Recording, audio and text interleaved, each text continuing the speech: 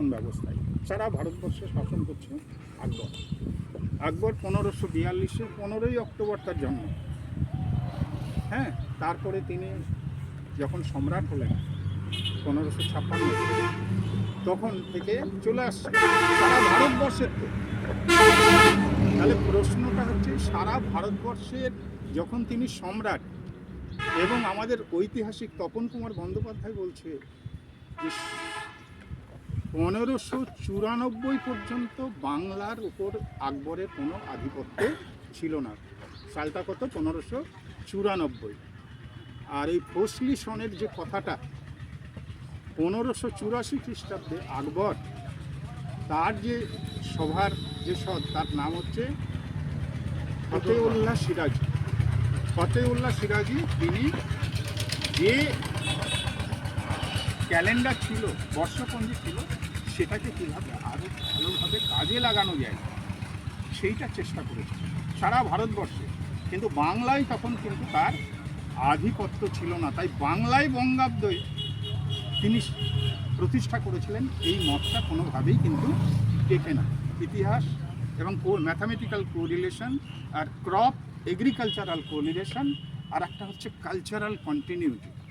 এই যে তিনটে ধাপ আমাদের, এই তিনটে ধাপের সঙ্গে আমরা যদি বিষয়, তাহলে আমরা বললাম আর একটা কথা, অঙ্কটা আমাদের মিলল।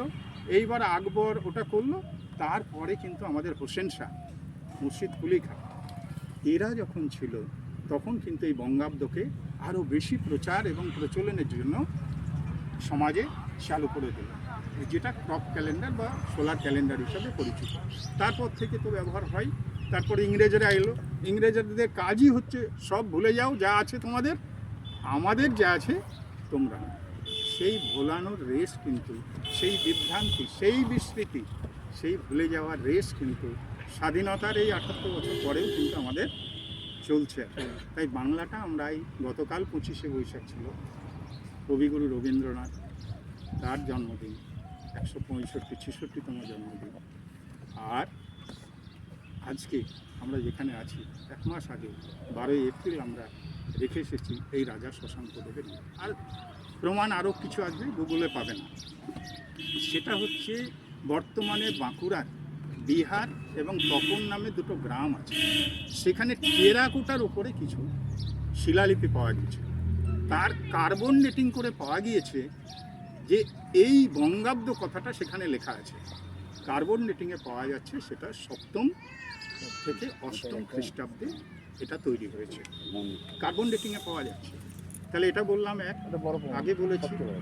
2, 3 নম্বর হচ্ছে আমাদের রহমতুল্লাহ বাঙালি, বাংলাদেশের আর, তিনি তার বঙ্গাব্দের জন্ম বৃত্তান্ত বলে একটি গবেষণামূলক গ্রন্থ লিখেছিলেন।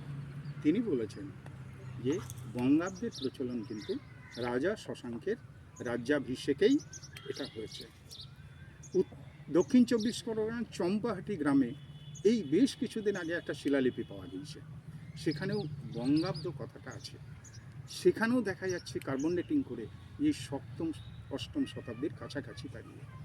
তাহলে আমরা এটা দেখলাম যে আলটিমেটলি যে প্রমাণ নাই করছে, আপনি যে গুগলে যাতে সার্চ করবেন বলে তেমন কোনো প্রমাণ নাই। তাহলে প্রশ্ন আসবে যে আকবরের কথাটা কোত্থেকে এলো?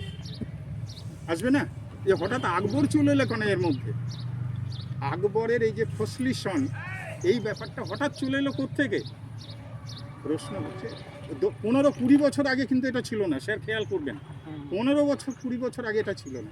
বছর দশক আগে এই অমর্ত্য সেন আর তথাকথিত কালচারাল মার্কসিস্ট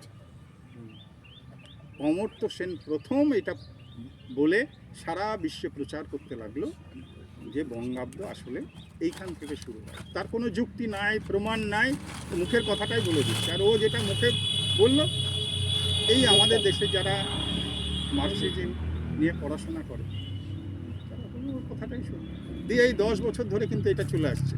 আপনি যাকে বলবেন রাজা শশাঙ্কের নামের সঙ্গে সঙ্গে কিন্তু আকবরের কথাটা চলে আসে।